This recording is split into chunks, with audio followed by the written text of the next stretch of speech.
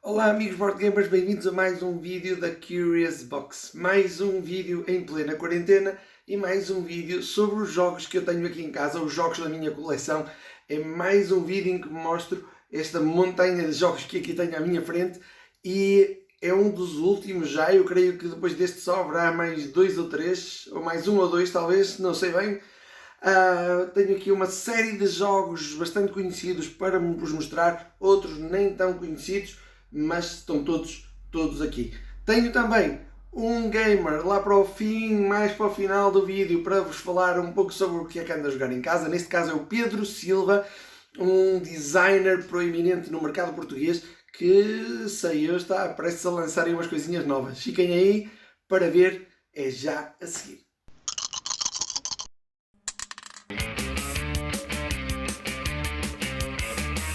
Ora, e no vídeo de hoje começamos com um jogo que está lançado no mercado português. No entanto, já é um clássico, é um jogo que tem muitos anos, eu não sei exatamente de que ano é, e está lançado pela Mebo numa coleção de 3 jogos direcionados mais ao público infantil, aparentemente direcionados mais ao público infantil, eu diria, que tem tido bastante saída, bastante sucesso. E trata-se aqui do Selva. O Selva, que é uma espécie de damas com animais, nos quais uma facção, a facção de um dos lados, tem de atingir a caverna do adversário. Claro que aqui há algumas características especiais que tornam o jogo diferente.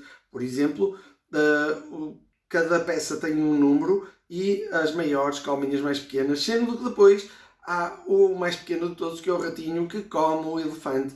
Além daqui de algumas propriedades, do leão, por exemplo, ou do próprio rato, que tem de andar aqui pela água, e que tornam este jogo muitíssimo desafiante, não só para crianças, como para adultos. É um jogo muito bom e que vocês podem encontrar a um preço muito bom no site da Mebo, portanto não percam. Selva é um jogo que eu recomendo e que está aqui desde o início da minha coleção.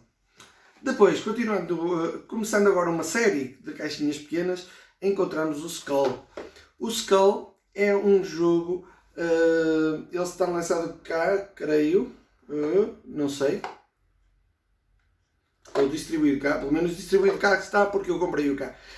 O Skull é um jogo de bluff, é um jogo de aposta e bluff.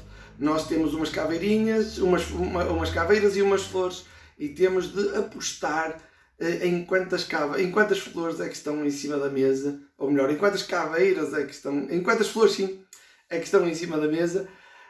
Só que os nossos adversários estão lá para nos queimar também. Um jogo essencialmente para várias pessoas. Com 3 já dá para jogar, mas eu diria 4 ou 5 pelo menos. É um jogo muito divertido e que trará muitas boas horas aos grupos que o jogarem. Portanto, é o Skull. Também tem aqui na minha coleção. Depois um jogo que eu trouxe de Essen em 2018. Um jogo que eu trouxe apenas porque me chamou a atenção o tema do tudo que sejam temas relacionados com o oculto, no sentido, não no aquele oculto mais paranormal, mas no sentido de ser obscuro, ambientes negros, atrai-me. E este Village of Horror atraiu-me bastante. Ele tem um manual de regras que não é muito bom, tenho de reconhecer, mas é um joguinho muito interessante em que nós temos um personagem secreto e depois temos de fazer valer esse personagem secreto ao longo do jogo, sendo que podemos usar outros personagens e as características de outros personagens para conseguir que a nossa facção triunfe perante as outras. Gosto muito deste jogo, apesar das regras não estarem completamente explícitas e uma pessoa se calhar tem de ir ao Board Game Geek ver alguns esclarecimentos, este jogo já me trouxe muitas horas de diversão também. É um jogo que eu aconselho, da So Games. Eu não sei se ele será muito fácil de encontrar, mas definitivamente eu gosto dele, é o Village of Horror. A seguir vou apresentar 2 jogos de uma vez. 2 jogos caixa pequena, 2 jogos dos mesmos designers, os designers que nos trouxeram o Flamme Rouge, que nos trouxeram o recente Deep Blue e que nos trouxeram o recente também Copenhaga, cá editado pela Devir, e eles lançaram uma trilogia de jogos relacionados com a Guerra Fria. O 13 Dias, que é uma caixa grandita assim, o 13 Minutos e o Iron Curtain, o Cortina de Ferro, que eu tenho aqui. Tenho estes dois aqui. São dois jogos super interessantes para dois jogadores, muito estratégicos, em que temos de gerir cartas e a influência que colocamos em cada uma, de forma a termos mais poder, mais influência, a que a nossa facção ganhe o jogo no final.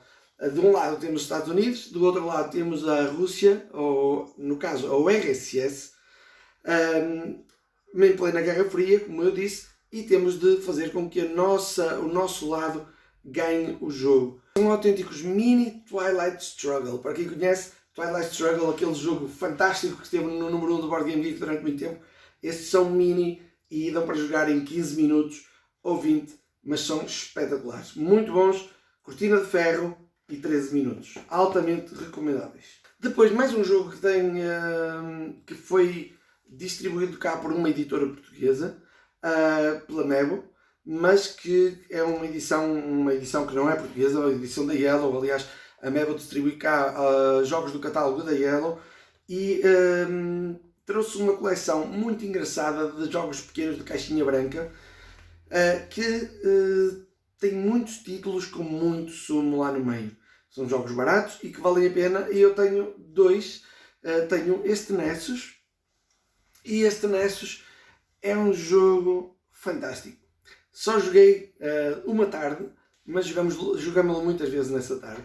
É um jogo em que temos de passar cartas aos nossos adversários, mas muitas vezes, para queimar o nosso adversário e não para lhe dar pontos. Nós passamos uma carta virada para baixo, dizemos-lhe que número é que vem em baixo, e ele tem de aceitar a carta ou recusá-la ou passar ao seguinte, de forma a que todos os jogadores acabam estão constantemente, aliás, a tentar queimar-se uns aos outros, o que é extremamente divertido. Eu gosto imenso deste Nessus. É um jogo que a Mebo me ofereceu na altura, que eu demorei imenso tempo para experimentar, mas que recomendo. Nessus. Depois, dois joguinhos de caixa grande. Dois jogos de caixa grande para finalizar, mas antes vamos ver o que é que o Pedro Silva está a jogar lá em casa. Parece que anda muita diversão por lá. Tenho feito umas boas jogas com a pequenada aqui por casa, mas o Pedro pediu-me para lhe falar do último jogo que levei à mesa. O jogo é um jogo que me agrada bastante e tem a particularidade de ser um bom solo, um solo bem fluido contra um oponente virtual. Funciona bastante bem. O jogo é o Anachrony. Vamos ver como é que funciona. Anachrony é um worker placement com um tema futurista que introduz no mecanismo alguns conceitos bastante interessantes. Este vídeo não tem o propósito de vos ensinar a jogar Anachrony, é apenas uma visão geral sobre o mesmo, mas queria aqui salientar duas ou três situações que o jogo tem particularmente interessantes, no meu entender. É um worker placement que funciona a dois planos, ao tabuleiro central, onde mandamos os nossos trabalhadores com fatos que temos que carregar com energia, fazê-lo executar a ação do local escolhido, e a outra é uma zona onde trabalhamos a um nível individual, onde no nosso tabuleiro individual, onde mais ninguém vai poder intervir, vamos poder acionar algumas das ações também.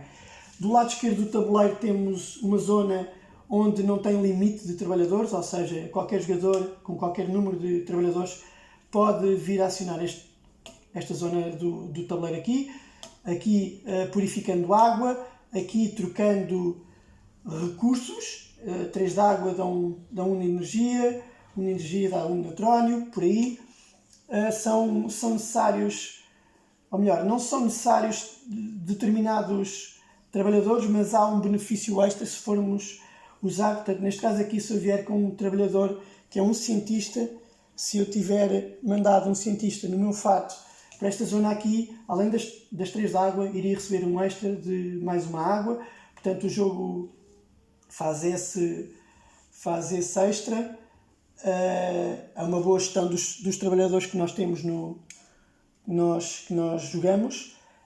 Portanto, a zona da esquerda é uma zona sem limite de trabalhadores. Qualquer jogador pode mandar os seus trabalhadores para cá, onde vamos buscar água e, como disse, trocar recursos. A zona da cidade é a zona mais disputada do tabuleiro. A zona da cidade divide-se em 3 zonas. Aqui a zona da pesquisa, onde não podemos mandar engenheiros nem administradores, apenas cientistas. O primeiro trabalhador não tem custo, o segundo trabalhador já vai pagar uma água e o terceiro já vai pagar 2 águas, portanto isto torna os sítios a alocar os trabalhadores bastante disputados, porque o preço vai aumentando. A zona central, onde podemos recrutar os trabalhadores disponíveis. Os trabalhadores são definidos por uma carta no início do jogo, onde vamos ter à disposição para esta ronda um cientista, não vamos ter engenheiros, vamos ter um administrativo e 2 génios neste caso. O gênio funciona aqui como um wild worker, onde podemos alocar na vez de qualquer um dos outros trabalhadores, com uma exceção, que é aqui, na zona de recruta. Não podemos usar engenheiros para fazer o papel de... os génios para fazer o papel de engenheiros, é a exceção do jogo. Mas é aqui, a zona definida para a recruta de trabalhadores extra para o nosso tabuleiro.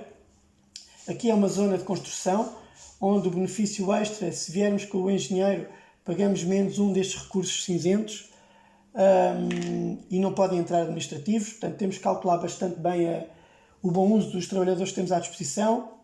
Esta zona central da cidade. E aqui é a zona das minas, onde vamos, alocando o nosso trabalhador, levar o recurso do sítio que escolhemos, mais um do lado esquerdo à escolha. Neste caso seria um verde e um amarelo, não sei o nome dos recursos, o amarelo penso que seja ouro, não é importante para agora, mas também só tem 3 sítios por turno para poderem ser usados. O jogo tem um conceito bastante interessante, que é de viagem no tempo.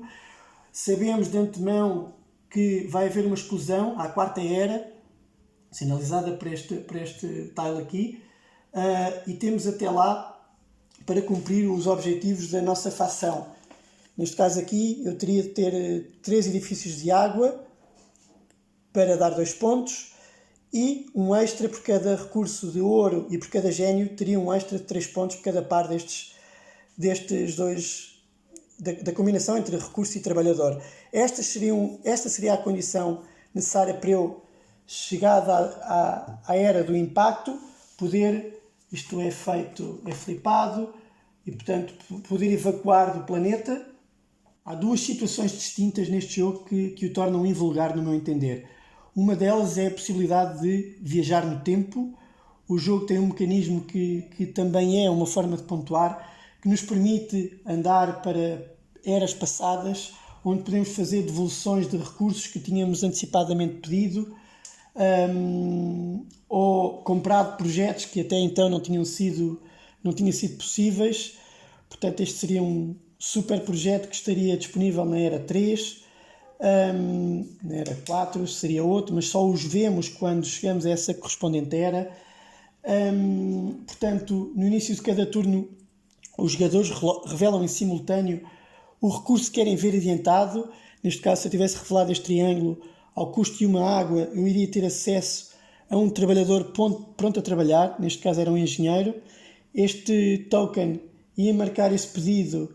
Imaginemos que estávamos aqui na 4ª era, íamos marcar este pedido com o triângulo neste tile da 4ª era, recebíamos o token do trabalhador, que iria estar disponível para trabalhar nesse turno, e o jogador que tivesse mais triângulos da sua cor nessa correspondente era, iria ter que revelar no final do turno. Isto é uma sequência, mas não é muito importante nesta fase.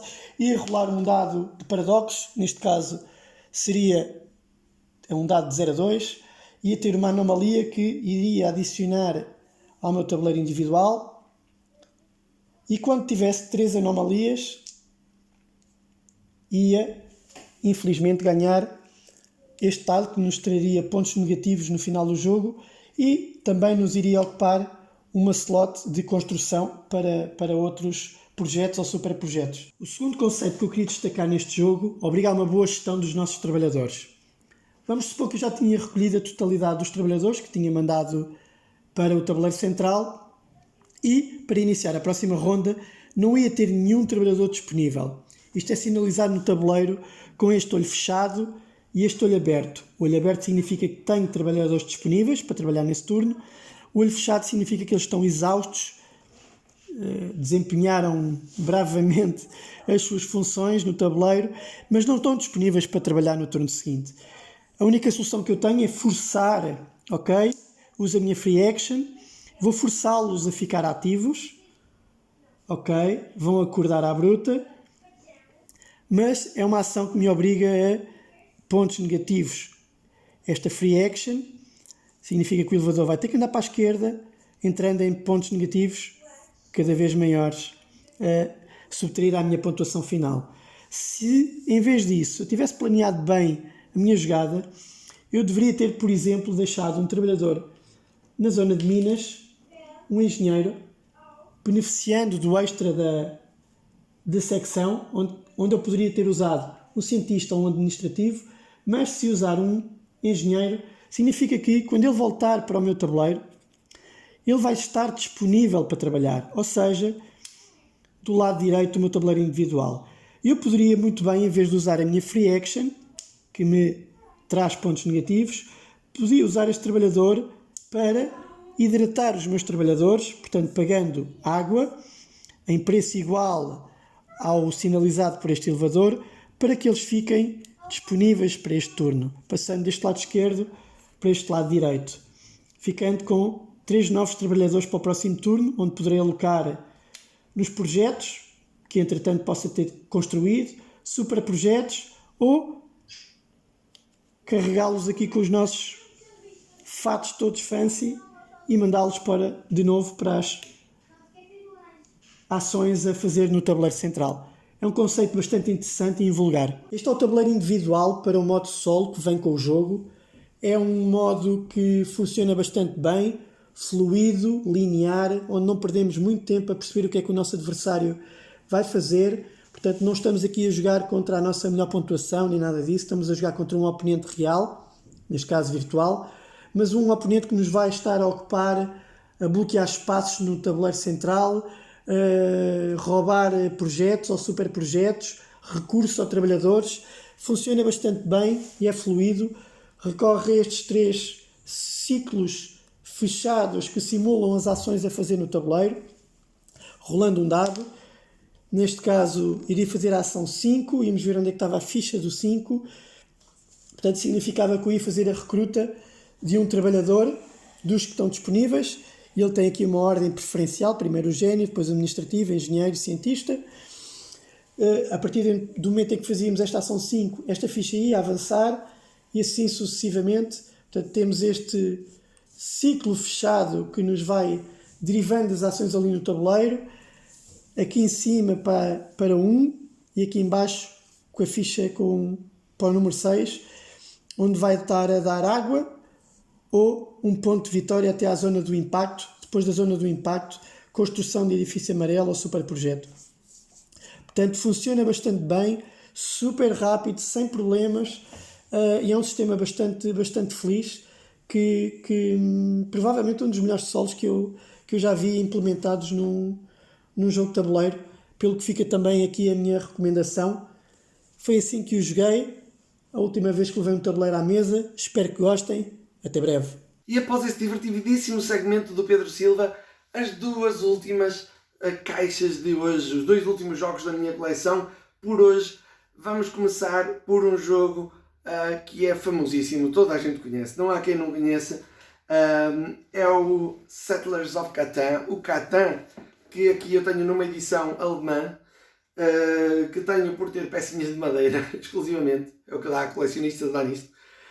O Catan é um jogo em que temos de estrategicamente colocar peças numa ilha de forma a podermos obter recursos e a construir mais e mais, ocupar melhor a ilha de forma a obtermos mais pontos do que os nossos adversários. Não há muito para dizer sobre o Catan, toda a gente conhece, é o pai disto tudo, ou para muitos é o pai disto tudo. É um jogo que está editado em Portugal pela Devir. Eu aqui tenho a edição da Cosmos e que foi considerado o jogo do ano em 1995, inclusive, e que traz e que influenciou tantos e tantos outros jogos deste género e de tantas maneiras diferentes. É um jogo que eu recomendo, que eu já joguei muitas vezes e que com certeza vou continuar a jogar, é o Catan. Por último, um jogo de que eu já falei no meu top de experiências, grandes experiências e grandes momentos junto a uma mesa de tabuleiro, uma mesa de jogos de tabuleiro, e é o Escape, The Curse of the Temple, a Maldição do Templo, da Queen Games. Este jogo é tão divertido. É um jogo em que temos de basicamente correr e correr e correr por um templo fora, a tentar encontrar a saída. O problema é que temos de encontrá-la todos, e para que se torne mais fácil de conseguirmos encontrar a saída, temos de encontrar também mais tesouros para nos conseguir dar mais chaves no final do jogo. É um jogo muito divertido, 10 minutos para jogar com a banda sonora que está no YouTube é incrível. Dá para jogar com 3, 4, 5, 2 pessoas. Eu creio que dá para jogar até 5, exatamente. Até uma pessoa pode jogar sozinha, nunca experimentei, mas deve ser bastante divertido. É um jogo em que corremos contra o tempo e é uma algazarra genial. Não joguem isto se tiverem vizinhos ao pé, porque senão vai ser o fim do mundo no vosso prédio. Ainda assim, Escape, The Curse of the Temple, é um jogo que está na minha coleção e que eu queria muito ter. Portanto, estes são os jogos de hoje da minha coleção. Muito obrigado por terem estado aí a assistir a mais este vídeo. Não se esqueçam de subscrever a Curious Box. É aqui embaixo no botãozinho vermelho. Ajudar aqui a causa. Para receberem também todos estes jogos que eu vou trazendo, todas estas sugestões, e agora com novas rubricas sempre a surgir durante este período de quarentena, mais tempo, mais formas de fazer vídeos, mais ideias, mais criatividade. Espero que vocês aí em casa também estejam a explorar bem e a adaptar-se bem a todo este ambiente de quarentena, infelizmente imposto, mas que também pode trazer boas janelas de oportunidade. Muito obrigado mais uma vez por terem estado aí. Eu espero pela vossa companhia nos próximos vídeos e espero em breve ver-vos numa mesa perto de vocês.